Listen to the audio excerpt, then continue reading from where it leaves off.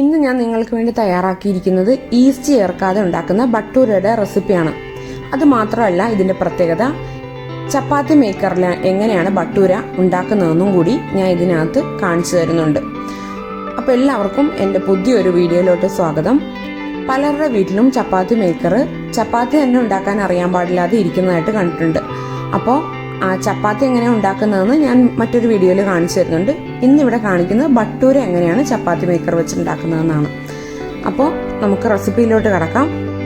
ഇതേപോലെയുള്ള ഒരു വലിയ മിക്സിംഗ് ബൗൾ എടുത്തിട്ട് അതിലോട്ട് 3 കപ്പ് ഗോതമ്പ് പൊടിയും 1 കപ്പ് മൈദയും കൂടി ചേർത്ത് കൊടുത്തിട്ടുണ്ട്. മൊത്തം പൊടിയുടെ അളവെന്ന് പറയുന്ന 1/2 കിലോയാണ്. അതായത് വേണമെങ്കിൽ നിങ്ങൾക്ക് 1/4 കിലോ ഗോതമ്പ് പൊടിയും 1/4 കിലോ മൈദ ആയിട്ടെടുക്കാം. അല്ലാന്നുണ്ടെങ്കിൽ 1/2 കിലോ ഗോതമ്പ് പൊടി തന്നെ എടുക്കാം. അല്ലാന്നുണ്ടെങ്കിൽ മൈദ തന്നെ എടുക്കാം. സാധാരണഗതിയിൽ മൈദ മാത്രം എടുത്തിട്ടാണ് എല്ലാവരും ബട്ടൂര ഉണ്ടാക്കുന്നത്. പക്ഷെ ഞാൻ കുറച്ച് ഹെൽത്തി ആയിക്കോട്ടെ എന്ന് കരുതി കൂടുതലും ഗോതമ്പ് പൊടിയും കുറച്ച് മൈദയാണ് എടുത്തിട്ടുള്ളത്. ഇതിലോട്ട് 1 ടീസ്പൂൺ ഉപ്പ് ചേർത്ത് കൊടുക്കുക. ഇനി ഇതിലോട്ട് 1/2 ടീസ്പൂൺ ബേക്കിംഗ് സോഡ അല്ലെങ്കിൽ സോഡാപ്പൊടി അതാണ് ചേർത്ത് കൊടുക്കേണ്ടത്. അതുകൂടി ചേർത്ത് കൊടുത്ത് നല്ലതുപോലെ നമുക്കൊന്ന് മിക്സ് ചെയ്തെടുക്കാം. ഇനി ഇത് സൈഡിൽ മാറ്റി വെച്ചിട്ട് മറ്റൊരു ബൗൾ എടുക്കുക. അതിലോട്ട് 2 മുട്ട പൊട്ടിച്ച് ഒഴിക്കുക. ഇനി ഇതിലോട്ട് നമുക്ക് 1/2 കപ്പ് തൈര് ചേർത്ത് കൊടുക്കാം. കട്ടിയുള്ള തൈരാണ് ഞാനിവിടെ ചേർത്ത് കൊടുത്തിരിക്കുന്നത്. ചെറിയ ഒരു പുളിയേ ഉള്ളൂ. ഭയങ്കരമായിട്ട് പുളി കൂടുകയും വേണ്ട കുറയുകയും വേണ്ട. അങ്ങനത്തെ രീതിയിലുള്ള തൈരാണ് ചേർത്ത് കൊടുക്കേണ്ടത്. ഇത് ഇനി നല്ലപോലെ ഒന്ന് ബീറ്റ് ചെയ്ത് വെക്കാം. ബീറ്റ് ചെയ്ത് വെച്ചിരിക്കുന്ന മുട്ടയും തൈരും കൂടി ഈ പൊടിയിലോട്ട് ഇനി ചേർത്ത് കൊടുക്കാം. ഇനി ഇതുപോലെ ഒരു ഫോർക്ക് ഉപയോഗിച്ച് നല്ലപോലെ ഒന്ന് ഇളക്കി കൊടുക്കുക. കൈവച്ച് വേണേലും മിക്സ് ചെയ്യാം. ഞാൻ ആദ്യം തന്നെ കൈ ഇട്ട് മിക്സ് ചെയ്യണ്ടല്ലോ എന്ന് വിചാരിച്ചിട്ടാണ്. ഫോർക്ക് വെച്ച് നല്ലതുപോലെ ഒന്ന് മിക്സ് ചെയ്ത് കൊടുത്തതിന് ശേഷം ഇതിലോട്ട് 1 ടീസ്പൂൺ നെയ്യ് ഒഴിച്ചു കൊടുക്കുക. നെയ്യും കൂടി ഒഴിച്ചു കൊടുത്തിട്ട് ഇത് നമുക്ക് കൈകൊണ്ട് നല്ലതുപോലെ ഒന്ന് തിരുമ്മി പിടിപ്പിക്കാം. അതിനുശേഷം ഇതിലോട്ട് 1 കപ്പ് പാലെടുത്ത് കുറച്ച് വീതം ഒഴിച്ച് കൈകൊണ്ട് നല്ലതുപോലെ ഒന്ന് കുഴച്ചെടുക്കാം. 1 കപ്പ് പാലും കൂടി ഒന്നിച്ചെടുത്ത് ഒഴിച്ചിട്ട് കുഴയ്ക്കാൻ ശ്രമിക്കരുത്. അല്പമായിട്ട് ഒഴിച്ചു കൊടുത്തിട്ട് കുഴയ്ക്കുക. ഇനി ഇതിലോട്ട് നമുക്ക് 1/4 കപ്പ് വെള്ളം കൂടി ചേർത്ത് കൊടുക്കാം. അതും ഇങ്ങനെ കുറച്ച് വീതം ചേർത്ത് കൊടുക്കുക. 1/4 കപ്പ് വെള്ളത്തിന് പകരം നിങ്ങൾക്ക് പാല് തന്നെ ഉപയോഗിക്കാം. പക്ഷെ വെള്ളം വെച്ച് മാത്രം നിങ്ങൾ കുഴയ്ക്കരുത്. പാല് എങ്ങനെ പോയാലും 1 കപ്പ് ചേർത്ത് കൊടുക്കണം. ബട്ടൂരയ്ക്കൊരു രുചിയൊക്കെ കിട്ടാൻ വേണ്ടിയാണ് പാല് ചേർത്ത് കൊടുക്കുന്നത്. ഇവിടെ ഞാനെടുത്ത ഈ പൊടിക്ക് 1.25 ഗ്ലാസ് ലിക്വിഡ് എന്ന് പറയുന്നത് കറക്റ്റ് ആയിരുന്നു. അതായത് പാലും വെള്ളവും കൂടി ചേർത്ത് 1.25 ഗ്ലാസ് എന്ന് പറയുന്നത് കറക്റ്റ് ആയിരുന്നു. ഈ 1.25 ഗ്ലാസ് ചേർത്ത് കൊടുത്തിട്ട് നിങ്ങൾക്ക് വെള്ളമയം പോരാന്ന് തോന്നുവാണെങ്കിൽ നിങ്ങളിങ്ങനെ അല്പമായിട്ട് തളിച്ചു കൊടുക്കാവുള്ളൂ. അല്ലെങ്കിൽ ഒരു വെള്ളത്തിൽ കൈ മുക്കിയതിന് ശേഷം കുഴച്ചു കൊടുക്കുക. അല്ലാതെ കുറെ ഒഴിച്ചു കൊടുക്കാൻ പാടില്ല. അങ്ങനെ കുഴച്ചെടുക്കുക. ഇനി ഇതിലോട്ട് നമുക്ക് 1 ടേബിൾ സ്പൂൺ നെയ്യും കൂടി ചേർത്ത് നല്ലതുപോലെ ഒന്ന് കുഴച്ചെടുക്കാം. അപ്പോൾ ഈ നെയ്യും കൂടി ചേർത്ത് കൊടുക്കുമ്പോൾ ഇത് നല്ലപോലെ ഈസി ആയിട്ട് കുഴച്ചെടുക്കാൻ പറ്റും, കയ്യിലൊന്നും ഒട്ടിപ്പിടിക്കാതെ. ഇവിടെ ഇപ്പോൾ ഈ മാവൊക്കെ റെഡിയായി വന്നിട്ടുണ്ട്. ഇനി ഇതൊരു അടപ്പ് വെച്ച് മൂടി അവിടെ സൈഡിലും 4 മണിക്കൂറോളം വെക്കണം. അല്ലെങ്കിൽ ഇതിന്റെ പുറത്തൊരു നനഞ്ഞ തുണി വെച്ച് അവിടെ കവർ ചെയ്ത് വെച്ചാലും മതി. ഇപ്പോൾ ഇവിടെ 4 മണിക്കൂറിന് ശേഷം ഈ ബട്ടൂരയുടെ മാവൊക്കെ നല്ലപോലെ പാകമായി വന്നിട്ടുണ്ട്. ഇനി ഈ മാവിൽ നിന്ന് അല്പം എടുത്ത് ഈ വലിപ്പത്തിലുള്ള ഉരുളകളാക്കി മാറ്റി പ്ലേറ്റിലോട്ട് വെക്കണം. ഇങ്ങനെ എല്ലാ മാവും കൂടി ഉരുളകളാക്കി പ്ലേറ്റിലോട്ട് മാറ്റി വെക്കുക. അപ്പോൾ നിങ്ങൾ ബട്ടൂരയുടെ റെസിപ്പീസൊക്കെ പലതും നിങ്ങൾ കണ്ടിട്ടുണ്ടാവും, ട്രൈ ചെയ്തിട്ടുണ്ടാവും. അപ്പം ഞാൻ ഉണ്ടാക്കുന്ന ഒരു ബട്ടൂരയുടെ റെസിപ്പിയാണ് ഞാൻ ഇവിടെ കാണിച്ചു തരുന്നത്. ഇപ്പം നിങ്ങൾ ഇതിനകത്തോട്ട് കൂടുതലും വരാൻ കാരണം ചപ്പാത്തി മേക്കർ വെച്ചിട്ട് എങ്ങനെയാണ് ബട്ടൂര ഉണ്ടാക്കുന്നതെന്ന് കാണാനായിട്ടും കൂടിയായിരിക്കും കൂടുതൽ ആകാംക്ഷയോടുകൂടി വന്നിരിക്കുന്നത്. അപ്പോൾ അത് ഞാൻ പറഞ്ഞുതരാം. ഞാൻ ഉപയോഗിക്കുന്ന ചപ്പാത്തി മേക്കർ ഷെഫ് മാസ്റ്ററിന്റെ ക്ലാസിക് എന്ന് പറഞ്ഞ 10 ഇഞ്ച് ഡയമീറ്ററിലുള്ള ചപ്പാത്തി മേക്കറാണ്. ഇത് ഞാൻ ഒരു 4 വർഷമെങ്കിലും ആയിട്ടുണ്ടാവും മേടിച്ചിട്ട്. ഇതുവരെ ഒരു കംപ്ലൈന്റും വന്നിട്ടും ഇല്ല. പിന്നെ ഒരു കാര്യമുള്ളത് 8 ഇഞ്ചിന്റെ ഡയമീറ്ററിലുള്ള ചപ്പാത്തി മേക്കർ വരുന്നുണ്ടെന്നാണ് ഞാൻ കേട്ടത്. അപ്പോൾ എൻ്റെ വീട്ടിൽ അതാണ് ഉപയോഗിക്കുന്നത്. കുറച്ചുകൂടി നല്ലത് 8 ഇഞ്ചിന്റെ ആണെന്നാണ് മനസ്സിലായിട്ടുള്ളത്. കുറേ പേര് റിക്വസ്റ്റ് ചെയ്ത പ്രകാരമാണ് ഞാൻ ഈ ഒരു വീഡിയോ ചെയ്യുന്നത്. അതായത് പലരുടെ വീട്ടിലും ചപ്പാത്തി മേക്കർ ഉണ്ടാവും. പക്ഷെ ചപ്പാത്തി ഉണ്ടാക്കാനായിട്ട് അതിൽ അറിയില്ല. അപ്പോൾ ചപ്പാത്തി ഉണ്ടാക്കുന്നത് എങ്ങനെയാണെന്നുള്ളൊരു വീഡിയോ ഞാൻ ഉടനെ തന്നെ അപ്ലോഡ് ചെയ്യുന്നുണ്ട്. ഇന്ന് ഞാൻ ഇവിടെ കാണിക്കുന്നത് ബട്ടൂര ചപ്പാത്തി മേക്കർ വെച്ചിട്ട് ഉണ്ടാക്കുന്നത് എങ്ങനെയാണെന്നാണ്. ബട്ടൂര മാത്രമല്ല, പൂരിയും നമുക്ക് ഈ ബട്ടൂര ഉണ്ടാക്കുന്ന പോലെ തന്നെ ഉണ്ടാക്കിയെടുക്കാൻ പറ്റും.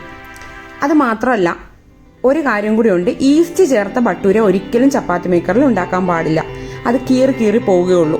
ഈസ്റ്റ് ചേർക്കാത്ത ഈ റെസിപ്പി നല്ല അടിപൊളിയായിട്ട് ഉണ്ടാക്കിയെടുക്കാൻ പറ്റും ചപ്പാത്തി മേക്കറിൽ. ഇപ്പൊ എന്റെ ഈ ചപ്പാത്തി മേക്കർ ഉപയോഗിച്ച് ഒരു പരുവമായിട്ടുണ്ട്, നിങ്ങൾക്ക് കണ്ടാൽ മനസ്സിലാവും. പക്ഷെ എനിക്ക് ഒരുപാട് ഉപകാരമുള്ള ഒരു ഉപകരണമാണ്. അത് മാത്രമല്ല, നിങ്ങൾക്കും കൂടി എങ്ങനെ ഇത് യൂസ്ഫുൾ ആക്കാം എന്നുള്ളതാണ് ഞാൻ ഇതിൽ പറഞ്ഞു തരാൻ നോക്കുന്നത്. നിങ്ങൾ എന്തെങ്കിലും ഡൗട്ടുകളൊക്കെ ഉണ്ടെങ്കിൽ കമന്റിലൂടെ ചോദിക്കുക. അപ്പോൾ നമുക്ക് തുടങ്ങാം. ഇത് ഞാൻ പ്ലഗിൽ കുത്തിയിട്ടുണ്ട്. ഇതിലൊരു റെഡ് ലൈറ്റ് നിങ്ങൾക്ക് കാണാൻ പറ്റും. ആ റെഡ് ലൈറ്റ് നല്ലതുപോലെ ചൂടായി കഴിയുമ്പോൾ ഓട്ടോമാറ്റിക്കലി അത് ഓഫ് ആകും. അപ്പോൾ ഇത് ചപ്പാത്തി ഉണ്ടാക്കാനൊക്കെ റെഡിയായി എന്നാണ് നമുക്ക് മനസ്സിലാക്കാൻ പറ്റുന്നത്. ഇതേപോലെ ഒരു ബോളാക്കി വെച്ചിട്ടുണ്ടല്ലോ, ആ ബോൾ ഇങ്ങനെ കയ്യിലെടുത്ത് ഒന്ന് ജസ്റ്റ് പ്രസ് ചെയ്ത് കൊടുക്കാം. ബോളോടുകൂടി നേരിട്ടെടുത്ത് ഇതിലോട്ട് വെച്ചു കൊടുക്കാൻ പാടില്ല. അപ്പൊ അത് ഉരുണ്ട് താഴോട്ട് വരും. ഇനി ഇതിൽ വരാൻ പോകുന്ന കുറച്ച് കോമൺ മിസ്റ്റേക്സ് എന്തൊക്കെയാണെന്നൊക്കെ ഞാൻ ഇതിൽ പറഞ്ഞു തരുന്നുണ്ട്. ഇപ്പൊ ഞാൻ നേരത്തെ പറഞ്ഞാൽ ഇത് ഒരു കോർണറിലോട്ട് വെക്കുക, നടുക്കോട്ട് വെക്കാൻ പാടില്ല. എന്നിട്ട് ഇതിങ്ങനെ ജസ്റ്റ് ഒന്ന് പതുക്കെ പ്രസ് ചെയ്ത് കൊടുക്കുക. ഇപ്പൊ കണ്ടില്ലേ, ചൂട് കൂടിയത് കൊണ്ടാണ് ഇത് ഉരുണ്ട് താഴോട്ട് വന്നിരിക്കുന്നത്, നന്നായിട്ട് പ്രസ് ആവാതെ. അപ്പൊ ഞാൻ വീണ്ടും ഒന്നും കൂടി വെക്കുവാണ്. ഈ വെച്ച ബോളില്ലേ, അത് നമ്മൾ പൊരിച്ചെടുക്കുമ്പോൾ നമുക്ക് അറിയാൻ പറ്റും ഇതിനകത്ത് അത്ര ശരിയായിട്ടില്ല എന്നുള്ളത്. അപ്പോൾ അത് ഞാൻ കാണിച്ചു തരാം. അപ്പോൾ ഇത് ഞാൻ വീണ്ടും ഒന്നും കൂടി പ്രസ് ചെയ്യുവാണ്. കാരണം ഇത് ചൂട് കൂടി പോയതുകൊണ്ട് ആദ്യം ഒന്ന് താഴോട്ട് ഊർന്നു വന്ന്, അപ്പോൾ ഇത് പൊരിച്ചെടുക്കുമ്പോഴും അത് പൊങ്ങി വരില്ല. അപ്പോൾ അതാണ് ഒരു മിസ്റ്റേക്ക് വരാൻ സാധ്യതയുള്ളത്. അപ്പോൾ ചൂട് ക്രമീകരിക്കുക നിങ്ങൾ. ഇതിൽ അങ്ങനെ വേറെ സ്വിച്ചസ് ഒന്നും ഇല്ല ചൂട് കൺട്രോൾ ചെയ്യാനായിട്ടുള്ള. ഇപ്പം വരുന്ന ഏതൊക്കെയോ ബ്രാൻഡിനൊക്കെ ചൂട് കൺട്രോൾ ചെയ്യാനുള്ളതൊക്കെ കണ്ടിട്ടുണ്ട്. അപ്പോൾ ഇതങ്ങനെ ചെയ്യാം. ഇനി രണ്ടാമതൊരു മിസ്റ്റേക്ക് വരാൻ സാധ്യതയുള്ളത് എന്താണെന്ന് വെച്ചാൽ, നമ്മൾ നല്ല ബലത്തിൽ പ്രസ് ചെയ്ത് കൊടുത്താൽ ഇത് എന്തായാലും കീറിപ്പോവും.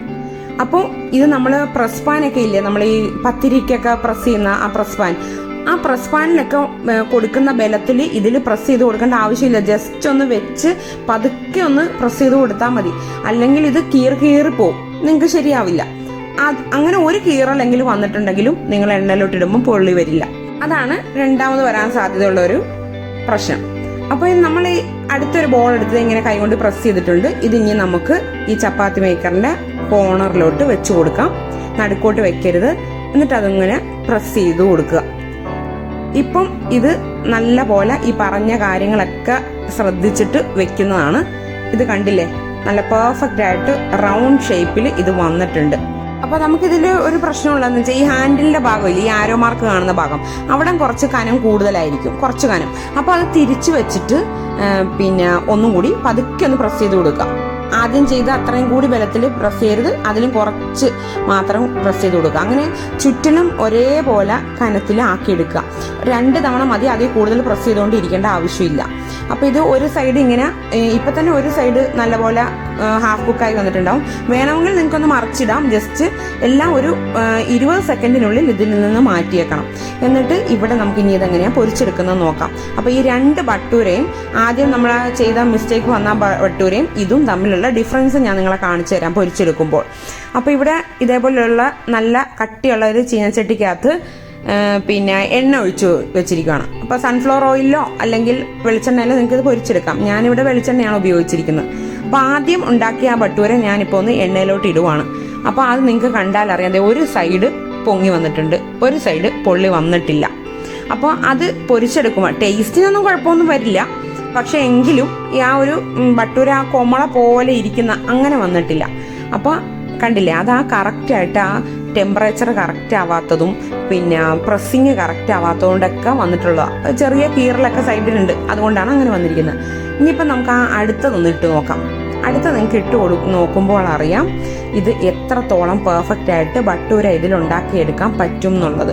അപ്പോൾ ഈ ഹാഫ് കുക്ക് ചെയ്തതുകൊണ്ടുണ്ടല്ലോ, എണ്ണയിലിട്ട് അപ്പം തന്നെ വീർത്ത് വരും.